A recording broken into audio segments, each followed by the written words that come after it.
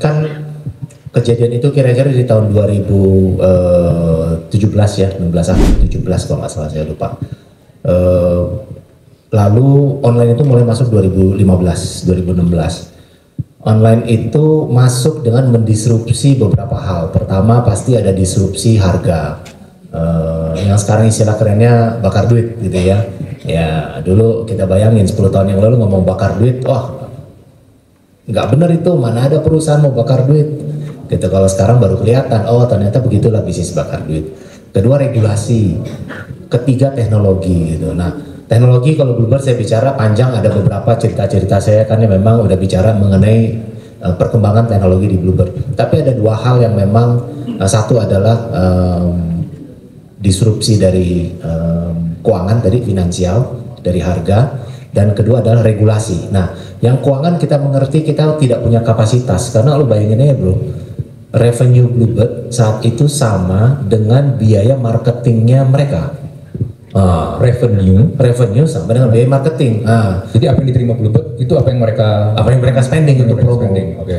Jadi gimana cara lawannya?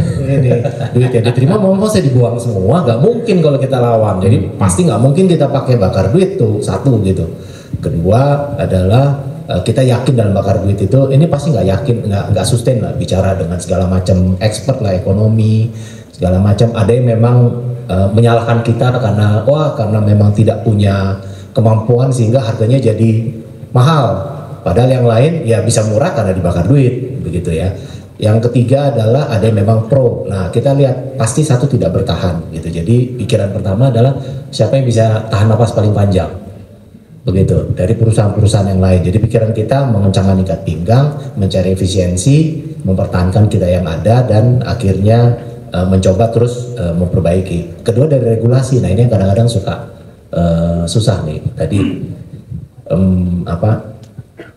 kita bicara mengenai online yang masuk tanpa adanya perizinan, tanpa adanya persyaratan-persyaratan tertentu yang kita harus melewati. Nah ini gimana pun juga pengemudi di lapangan dan yang lainnya akhirnya merasa tertekan gitu, dimana seakan-akan kita tidak bisa bergerak dan akhirnya yang lain luas bergerak ya.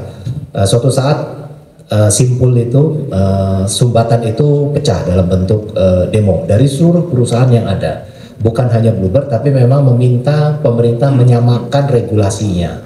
Nah alhamdulillah setelah kejadian itu memang lebih terbuka dan sekarang lebih baik, tapi tak cukup hanya di situ. Jadi yang kita lakukan pertama tadi tahan napas paling panjang, kedua meminta regulator menyesuaikan regulasi-regulasi supaya bisa wasitnya tuh adil ya gitu ya. Yang ketiga yang penting tadi teknologinya diperbaiki dan akhirnya berkolaborasi dan juga akhirnya ya mempertahankan apa yang memang masih kita punya sampai sekarang.